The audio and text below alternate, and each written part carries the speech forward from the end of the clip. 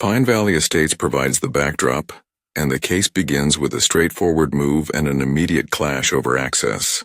Marcus Castellano takes possession of his grandmother Rosa's house. Rosa had opposed the HOA's 1992 formation, calling it legalized extortion.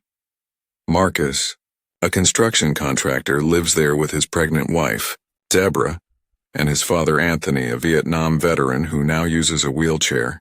Ensuring Anthony can enter and exit safely, Marcus installs a temporary ramp. Within days, HOA President Karen Whitmore Stanton arrives at the driveway, cites architectural approval requirements, and demands the ramp be reviewed by committee. The committee timeline is 6 to 8 weeks. That delay proves untenable. Anthony attempts the stairs and nearly falls. The next morning, Marcus rebuilds the ramp at 7 a.m. so transport and daily needs are not jeopardized. By 7:15, a fine notice appears on the door for $500. The sequence establishes the case's core, a family's medically necessary accommodation, an HOA's insistence on process, and a precedent whose enforcement begins immediately. It also situates Marcus within Rosa's legacy of resistance to overreach, a history relevant to subsequent decisions.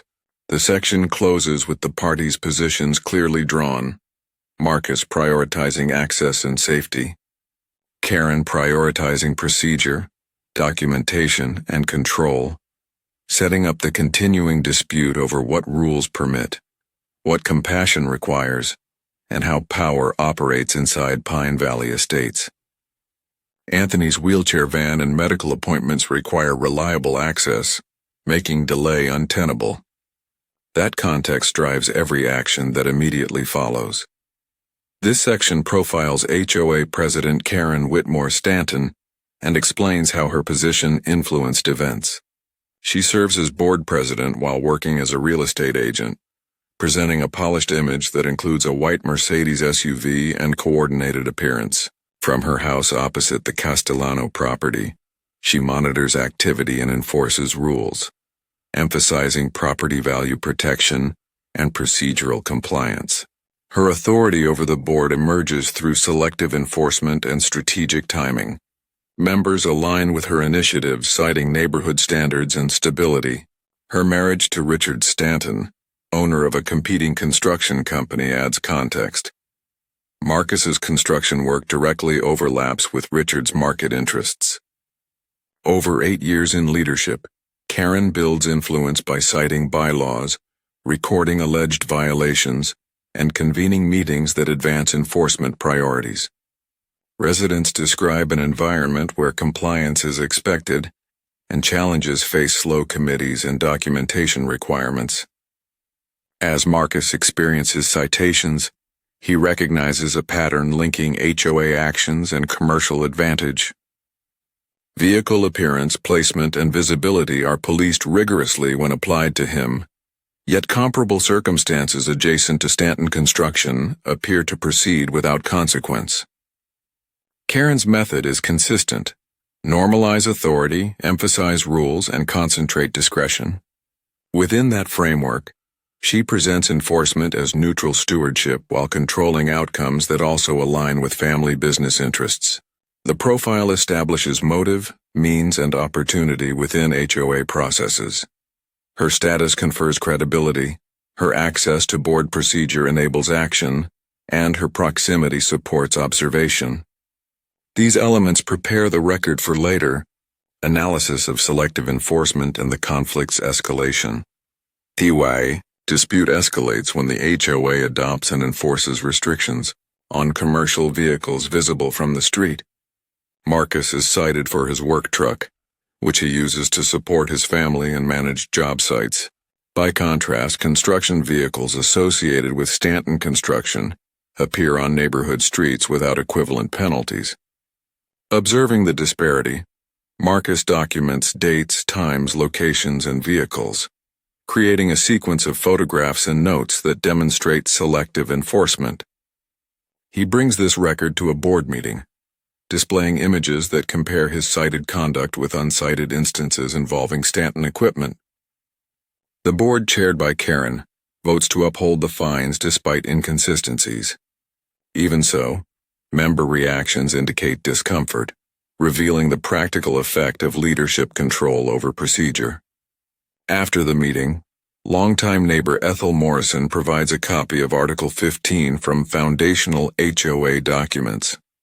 The clause preserves pre-existing uses from later restrictions, effectively grandfathering historically established purposes and related activities.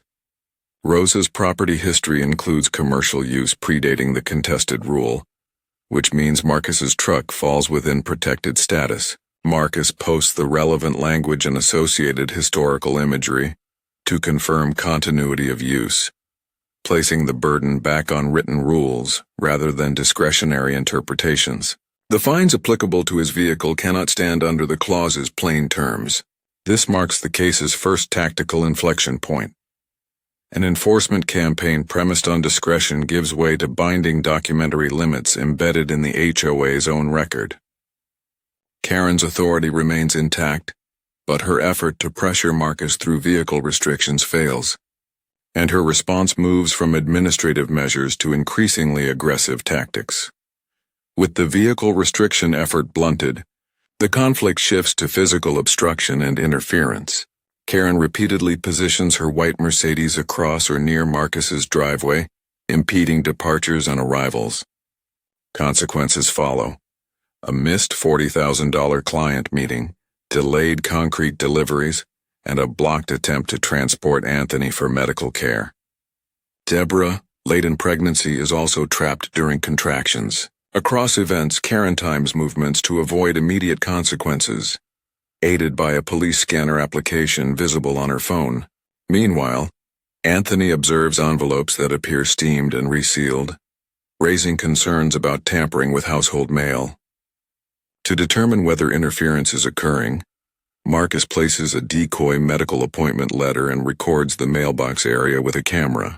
Footage captures Karen removing mail, establishing conduct consistent with federal mail theft.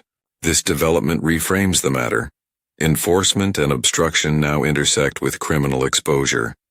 The driveway incidents, formerly framed as temporary inconveniences or misunderstandings, are linked to a broader pattern of pressure directed at the family's schedules and obligations. The record now contains synchronized timestamps, video evidence, and the contents of a removed letter. From an investigative perspective, the chain shows motive, opportunity, and action concentrated in one actor who also controls HOA procedures. That concentration elevates risk to the association and its residents, because enforcement choices and unauthorized surveillance appear to converge in the hands of the same official. The case has moved beyond fines and compliance debates into documented interference with access, business operations, and protected correspondence. Each element is documented. Escalation continues when government reporting channels are used against the household. Adult Protective Services arrives after an anonymous report alleging neglect of Anthony, initiating a home review that aggravates his PTSD and imposes intrusive scrutiny.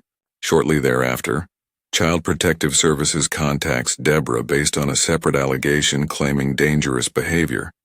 The stress of the process places her on medical bed rest. In parallel, security footage from a workplace parking facility documents Karen following Deborah's vehicle, corroborating a stalking pattern. Marcus compiles these developments and researches prior neighborhoods where Karen resided, finding a record of similar disputes and departures following controversy. As neighbors observe the pattern, additional residents begin to share experiences consistent with targeted complaints and amplified enforcement. The cumulative effect is twofold. First, the reports consume family time, undermine employment and medical routines, and intensify health risks associated with pregnancy and disability. Second, they redirect public sector resources toward unsubstantiated claims while shielding the original source behind anonymity. The section's focus remains evidentiary. Documented agency contacts, captured video showing tailing behavior, and the timeline linking reports to earlier enforcement setbacks. These materials support a characterization of the conduct as systematic rather than incidental. Community attention expands accordingly, and observers begin to distinguish between legitimate rule administration and personal campaigns advanced through official mechanisms. By the end of this stage, the case file includes agency visit records, medical directives for bed rest, and corroborating footage, establishing a foundation for coordinated community response and later legal review. Neighbors identify a repeating sequence: complaint, inspection, disruption, and quiet relocation after conflict nearby. Financial misconduct questions emerge alongside growing community participation.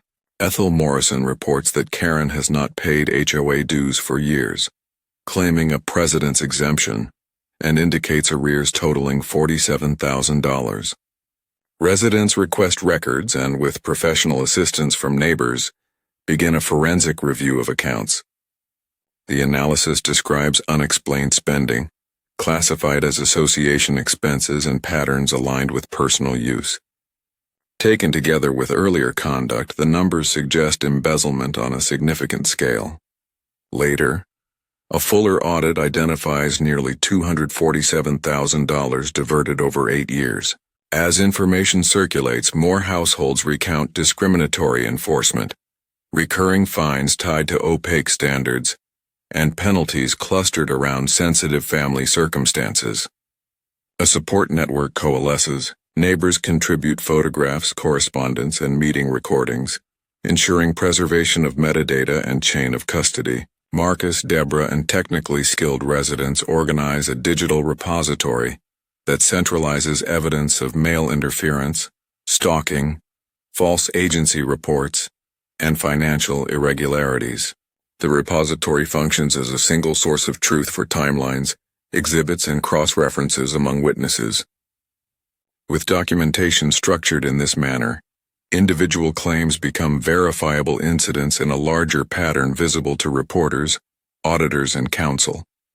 The section demonstrates how collective organization shifts leverage from informal authority to formal accountability, preparing the groundwork for presentations that will test the HOA's own rules against the president's conduct.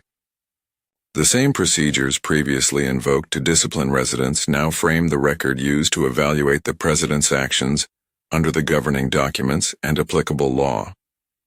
Deliberate, transparent curation. A legal inflection point arrives through the governing documents and a boundary survey. Marcus identifies an HOA provision authorizing removal of vehicles on common property when they are unregistered or uninsured, obstruct emergency access, or otherwise pose defined hazards. A historic survey error places Karen's driveway 6 feet into HOA common area, meaning her parking location falls within that jurisdiction. Records also show expired registration. Under the plain text of the rule, the Mercedes meets multiple independent criteria for towing. The implication extends beyond one car. An officer charged with uniform enforcement has been in ongoing violation where enforcement is most visible. Because the authority to tow arises from the same bylaws the president cites to regulate others, application here is straightforward.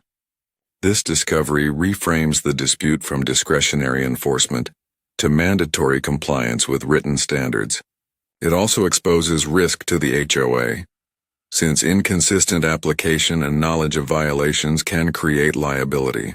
By anchoring action in surveys, registrations, and rule language, the case transitions from contesting judgments to executing obligations expressly stated in governance documents, setting a public application at the upcoming annual gala. The timing is practical. The annual gala concentrates witnesses, media, and board members in one place, and the president routinely parks near the entrance, a location marked as a fire lane reserved for emergency access. Applying the rule in that setting ensures clarity, documentation, and equal treatment under the same standards previously invoked against residents. The annual HOA gala provides the venue for public accountability. Residents, having organized records and exhibits, attend alongside news crews covering the community event. Inside the program, Dr. Patel presents a forensic audit tracing association funds to personal expenditures, documenting $247,000 in embezzlement across 8 years. Slides display receipts, categorize charges, and timelines that align with board decisions. While the presentation proceeds, Karen's white Mercedes sits in a fire lane at the entrance with expired registration visible. A licensed tow operator arrives, photographs the position and condition of the vehicle, and executes a lawful impound under the bylaw authorizing removal from common property. The operator narrates the statutory basis and the specific rule section, ensuring recorded clarity. Karen objects in view of residents and cameras. Her responses, captured by news media and bystanders, include statements that further damage her credibility. Concurrently, law enforcement personnel and federal postal inspection agents, armed with a warrant based on prior evidence, take Karen into custody on charges including mail theft and fraud. The tow and the arrest occur as the audit concludes, connecting financial, administrative, and criminal facets before witnesses and members. Association procedures used to sanction residents now document misconduct by the president in real time. The gala thus becomes a comprehensive demonstration. Governance documents applied neutrally, evidence secured systematically, and external authorities executing lawful processes. The community's preparation, records, timelines, and coordinated attendance ensures that the moment of enforcement is evidentiary, not theatrical, and withstands subsequent scrutiny. Multiple cameras capture angles of the tow, the citation, and Karen's confrontation, in which she uses a slur. The footage circulates quickly, linking the audit, the parking violation, and the warrant execution into a single verifiable sequence supporting subsequent proceedings. Following the gala, outcomes unfold across criminal, civil, and governance channels. Authorities pursue charges including mail theft, fraud, and embezzlement. Penalties include imprisonment, restitution, probation, and prohibitions on serving in homeowner governance. Karen's husband, Richard Stanton, initiates divorce and provides materials that further substantiate misconduct. Within Pine Valley Estates, leadership changes and reforms advance. New officers implement financial transparency, publish records, and require broader resident participation for fines and enforcement. Neighbors organize inclusive events and support groups, reducing the isolation that previously enabled selective targeting. With harassment halted, Marcus's business stabilizes and then grows, while Deborah delivers their child safely after bed rest. Residents who experience discriminatory enforcement report relief and begin to rebuild trust. The community directs recovered funds toward constructive purposes, establishing scholarships and accountability mechanisms. Beyond the neighborhood, the case informs policy discussions. Local and state stakeholders adopt measures that require HOA transparency and limit concentration of presidential power, citing Pine Valley Estates as a reference. The record assembled by residents, financial analyses, correspondence, video, timestamps, and governance language, demonstrates how organized documentation can counter abuse inside private associations. The concluding perspective is practical rather than celebratory. When rules are applied consistently, accessibility and safety are prioritized and oversight is routine, homeowner associations can function as intended.